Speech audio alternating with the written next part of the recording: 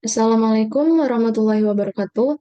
Sebelumnya, terima kasih kepada Ibu Profesor Dr. Mukningsih Nurjadi MSI selaku dosen pengampu pada mata kuliah Biosains atas kesempatannya.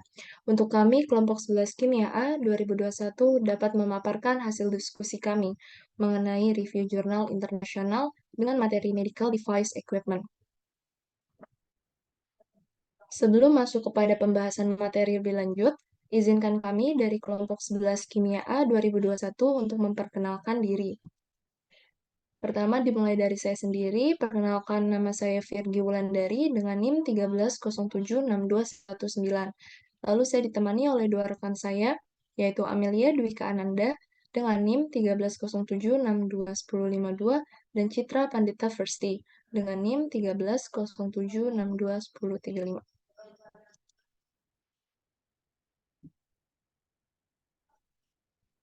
Berikut ini adalah jurnal internasional yang kelompok kami gunakan dengan judul Replacement Cost of Cold Storage Equipment for Medical Products of Public Healthcare Establishment of European Union Countries.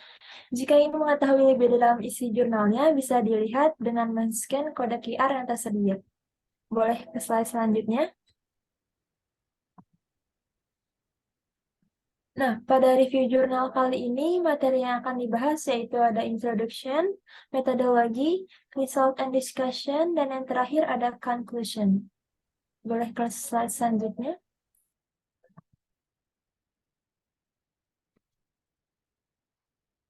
Oke, jadi yang pertama kita akan membahas terlebih dahulu mengenai introduction.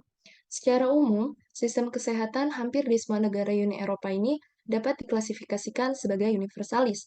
Berdasarkan informasi yang saya dapatkan, maksud dari sistem kesehatan diklasifikasikan sebagai universalis ini yaitu dikarenakan dari skema asuransi pembayar tunggal, di mana mencangkup semua penduduk dan dibiayai melalui perpajakan.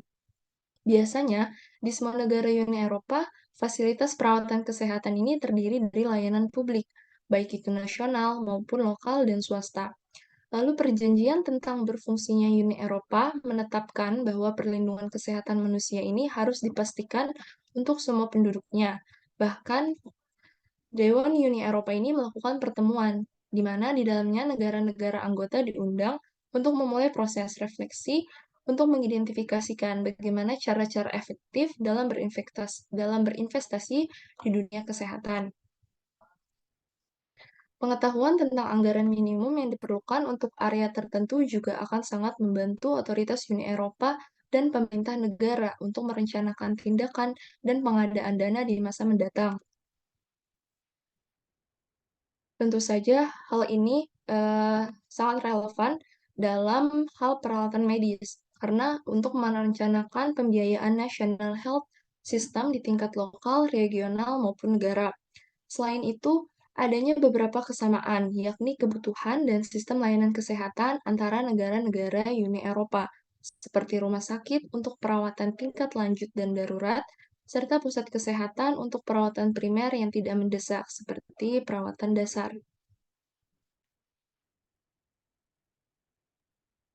Selanjutnya yaitu metodologi. Yang pertama, metodologi berupa peralatan untuk penyimpanan dan pengawetan produk medis. Peralatan untuk menyimpan dan pengawetan produk medis sangatlah penting dalam memastikan keamanan dan kualitas produk medis, terutama produk-produk yang bersifat sensitif terhadap suhu dan kelembapan. Peralatan ini biasanya terdiri dari freezer, lemari pendingin, ruang suhu terkontrol, dan alat pemantau suhu dan kelembapan. Freezer digunakan untuk menyimpan produk medis yang perlu diawetkan pada suhu yang sangat rendah, seperti vaksin. Lemari pendingin digunakan untuk produk yang tidak memerlukan suhu secepat freezer, seperti obat-obatan. Ruang suhu terkontrol digunakan untuk produk medis yang memerlukan suhu khusus dan kontrol kelembapan yang ketat seperti sel-sel hidup. Alat pemantau suhu dan kelembapan sangat penting dalam memastikan bahwa suhu dan kelembapan di dalam peralatan tetap stabil dan sesuai dengan persyaratan. Hal ini dilakukan dengan menggunakan sensor suhu dan kelembapan yang terhubung ke sistem pemantauan dan alarm, sehingga dapat memberi peringatan jika ada perubahan yang tidak diinginkan. Boleh ke slide selanjutnya? Nah, ini merupakan tabel yang menunjukkan karakteristik dan harga rata-rata desain paling umum dari setiap jenis peralatan pendingin yang digunakan untuk menyimpan produk medis. Meski dikutip sebagai aksesori dan dijual terpisah, harga elemen partisi interior seperti rak, laci, dan keranjang juga sudah termasuk. Ke slide selanjutnya.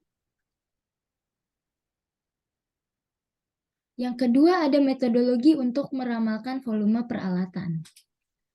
Metodologi untuk meramalkan volume peralatan terpasang ini biasanya melibatkan beberapa tahap, antara lain pengumpulan data historis. Data historis tentang penjualan peralatan dan volume peralatan terpasang dikumpulkan dari sumber-sumber yang tersedia, termasuk catatan internal perusahaan dan data publik. Analisis tren. Data historis diolah untuk mengidentifikasi tren dan pola yang terkait dengan penjualan dan volume peralatan terpasang. Hal ini melibatkan teknik statistik seperti regresi dan analisis fraktal.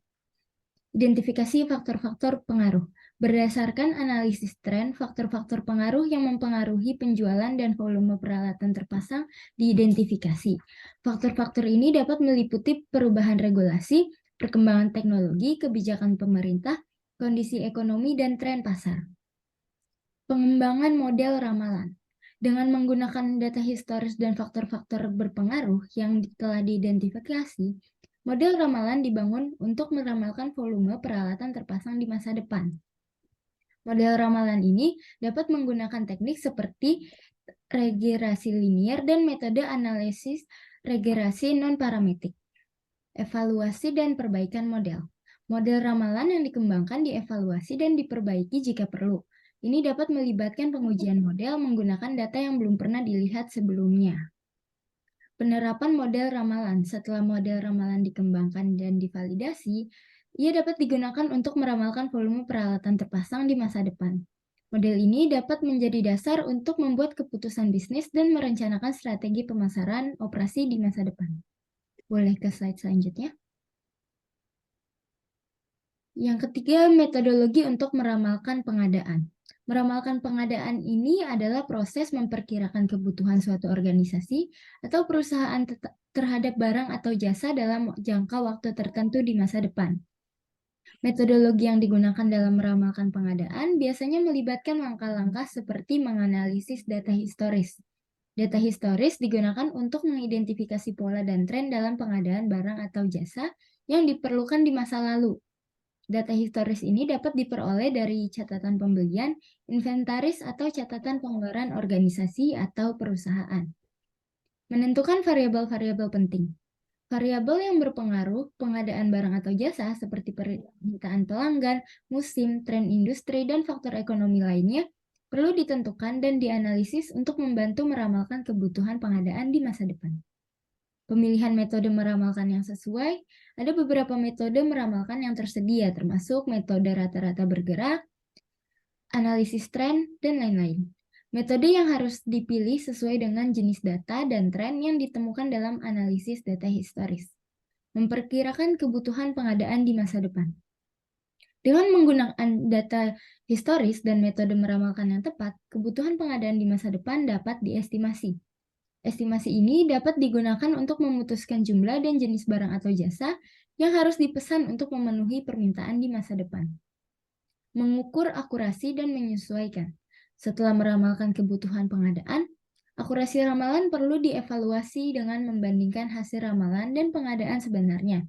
Dari evaluasi ini, organisasi atau perusahaan dapat menyesuaikan metode meramalkan dan variabel-variabel yang dipertimbangkan untuk meningkatkan akurasi ramalan pengadaan di masa depan. Dalam artikel ini, meramalkan pengadaan merupakan aspek yang sangat penting dalam perencanaan produksi dan pengelolaan rantai pasokan untuk memenuhi permintaan pelanggan dan menghindari biaya penyimpanan yang tidak perlu ataupun kekurangan stok. Ke slide selanjutnya. Metodologi untuk meramalkan anggaran biaya yang dibutuhkan. Metodologi untuk meramalkan anggaran biaya yang dibutuhkan ini biasanya melibatkan serangkaian langkah untuk memperkirakan biaya yang diperlukan untuk menyelesaikan suatu proyek atau mencapai tujuan tertentu. Langkah-langkahnya adalah identifikasi kebutuhan. Langkah pertama ini mengidentifikasi kebutuhan yang harus dipenuhi. Hal ini dapat dilakukan dengan melakukan analisis untuk mengidentifikasi kekuatan, kelemahan, peluang, dan ancaman yang terkait dengan proyek atau tujuan. Setelah kebutuhan diidentifikasi, langkah selanjutnya adalah menetapkan tujuan yang spesifik dan terukur. Tujuan tersebut harus realistis dan dapat dicapai dengan sumber daya yang tersedia. Setelah tujuan itu ditetapkan, sumber daya yang diperlukan untuk mencapai tujuan tersebut harus diidentifikasi. Hal ini dapat mencakup sumber daya manusia, peralatan, ataupun bahan. Setelah sumber daya diidentifikasi, langkah selanjutnya adalah memperkirakan biaya yang diperlukan untuk memenuhi kebutuhan dan mencapai tujuan. Ini dapat mencakup biaya operasional, biaya modal, dan biaya lainnya. Setelah biaya diperkirakan, langkah selanjutnya adalah melakukan analisis risiko untuk mengidentifikasi risiko yang terkait dengan proyek atau tujuan. Ini dapat mencakup risiko finansial, operasional, risiko kepatuhan, atau risiko lainnya. Setelah resiko dianalisis, langkah terakhir adalah menentukan anggaran yang diperlukan untuk menyelesaikan proyek atau mencapai tujuan. Anggaran harus mencakup biaya yang diperkirakan dan juga harus mempertimbangkan resiko yang terkait dengan proyek atau tujuan tersebut. Metodologi dalam artikel ini dapat membantu organisasi atau perusahaan untuk mengidentifikasi dan mengelola biaya yang terkait dan proyek atau tujuan mereka. Dengan mengikuti langkah-langkah ini, mereka dapat membuat perkiraan anggaran yang lebih akurat dan mengurangi resiko keuangan yang terkait dengan proyek atau tujuan tersebut.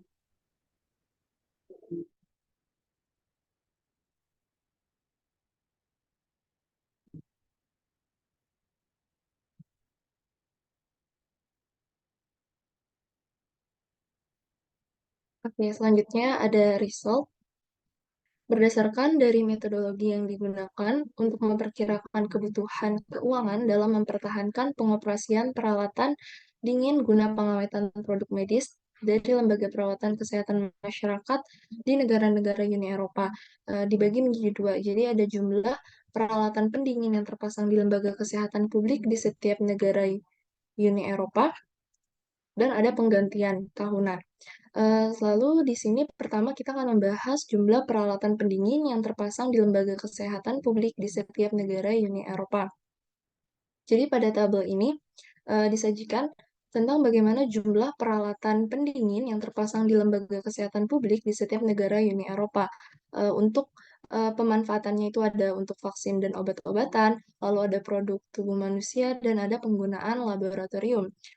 Untuk tipenya dibagi menjadi dua, tipe lemari es dan freezer. Lalu ada negara. Negaranya ini, setiap negara berbeda-beda untuk pemanfaatan dan tipenya. Contoh, negara Austria. Untuk tipe lemari es, dalam hal pemanfaatan obat-obatan dan vaksin, itu sekitar 35.760. Hal ini berbeda dengan negara Bulgaria yang hanya 25.686. Peralatan yang paling umum digunakan untuk menyimpan vaksin dan obat-obatan adalah lemari es, yaitu 63,8% yang dapat dilihat dari tabel sebelumnya, di mana dari semua perangkat yang terpasang di fasilitas kesehatan umum. Berdasarkan jenis peralatan juga, sebanyak 87,3% dari total tersebut adalah lemari es dan 12,7% adalah freezer. Berdasarkan pada tabel 2 yang telah disajikan tadi juga, dapat kita identifikasi bahwa negara Jerman itu merupakan negara dengan volume terpasang tertinggi, yaitu 24,7% dari total Uni Eropa, dan Malta dengan volume terpasang terendah, yakni hanya 0,07%.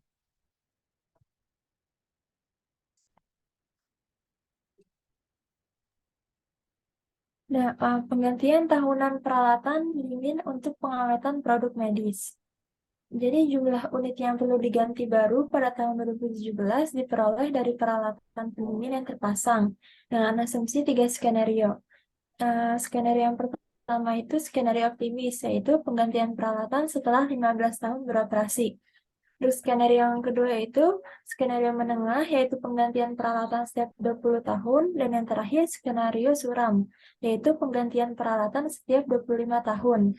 Dan pada tabel 3 ini menunjukkan jumlah perkiraan peralatan pendingin yang dibutuhkan untuk melengkapi institusi pelayanan kesehatan publik Uni Eropa yang perlu diganti dengan yang baru pada tahun 2017 yang dikelompokkan berdasarkan penggunaan dan jenis peralatan. Seperti di sini pada contohnya untuk lemari es, pada penggantian setiap 15 tahun yaitu ada 98.572, sedangkan untuk freezer ada 5.159. Boleh ke slide selanjutnya.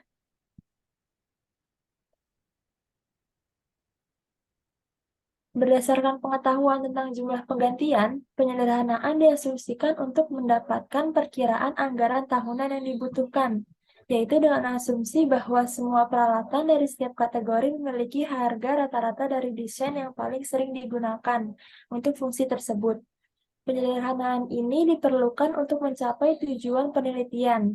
Nah, atas dasar ini dimungkinkan untuk menentukan kebutuhan pengadaan keuangan tahunan di setiap negara-negara Uni Eropa berdasarkan penggunaan dan jenis peralatan yang dapat dilihat pada tabel 4.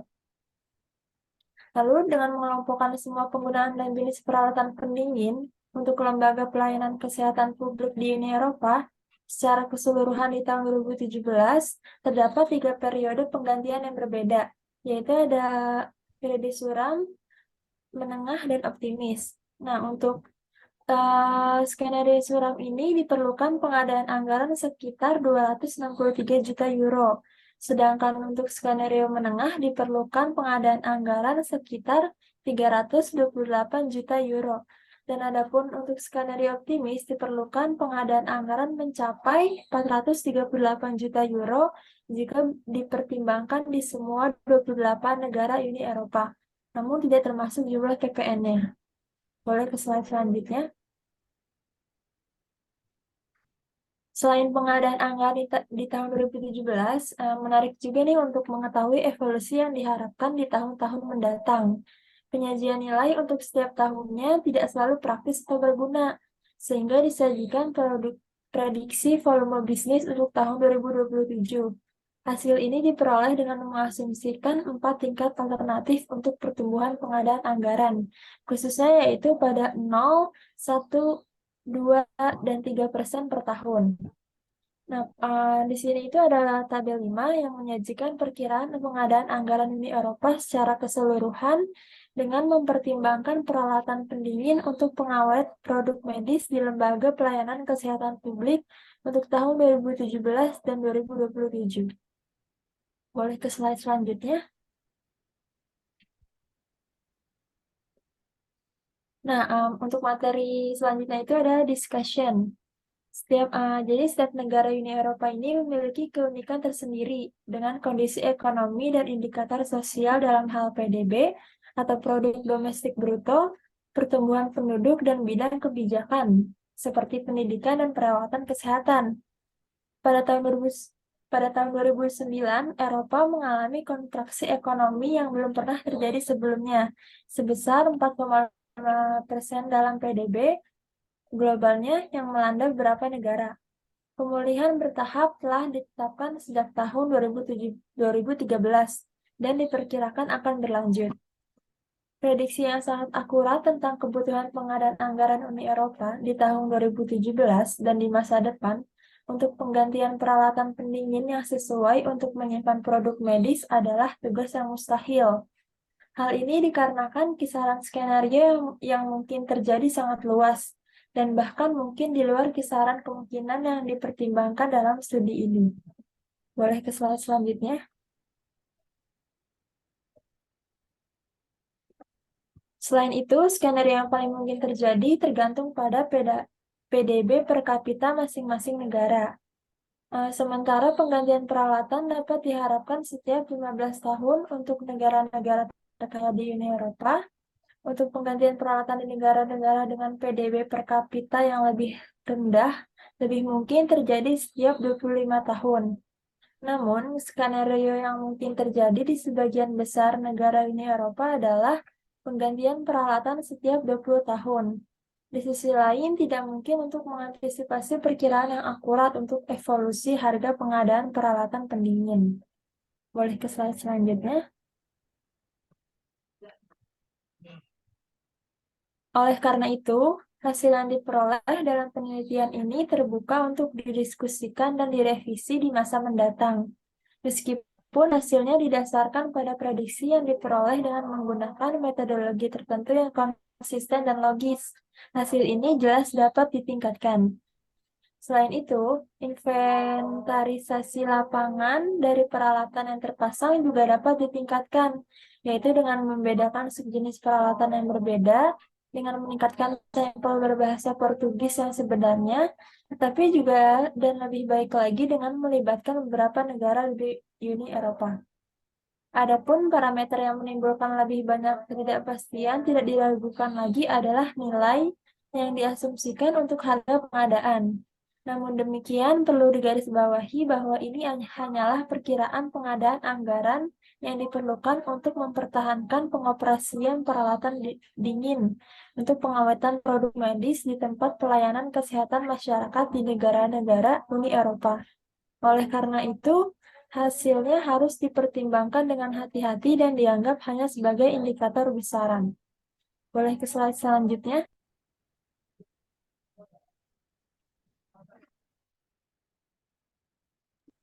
Selanjutnya yaitu kesimpulan. Peralatan pendingin yang biasa digunakan di tempat pelayanan kesehatan Uni Eropa untuk menyimpan produk medis dapat diklasifikasikan menurut produk yang akan diawetkan, yaitu vaksin dan obat-obatan, produk untuk tubuh manusia, dan produk untuk penggunaan laboratorium.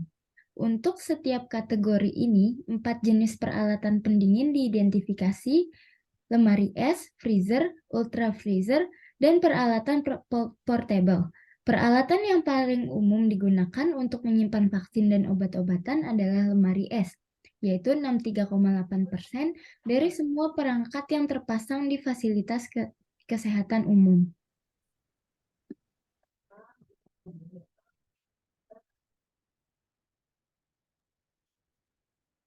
Berdasarkan jenis peralatan, sebanyak 87,3% dari total tersebut adalah lemari es dan 12,7% adalah freezer. Untuk perkiraan kebutuhan pembiayaan keseluruhan Uni Eropa di tahun 2017 sekitar 263 juta euro. Jika skenario suram, yaitu penggantian setiap 25 tahun terjadi di semua negara Uni Eropa. Jika perspektif menengah terjadi, yaitu penggantian setiap 20 tahun, diperlukan biaya sekitar 328 juta euro. Namun jika proyeksi optimis tercapai di semua negara Uni Eropa, penggantian setiap 15 tahun dibutuhkan pembiayaan sekitar 438 juta euro. Dengan mempertimbangkan jenis teknologi ini, mungkin akan ideal jika Uni Eropa mengeluarkan total anggaran sekitar 500 juta euro. Hal ini karena akan memberikan kelonggaran untuk meningkatkan kapasitas terpasangnya. Dan pada akhirnya, jika tujuan ini tercapai, semua warga negara Uni Eropa pasti akan diuntungkan.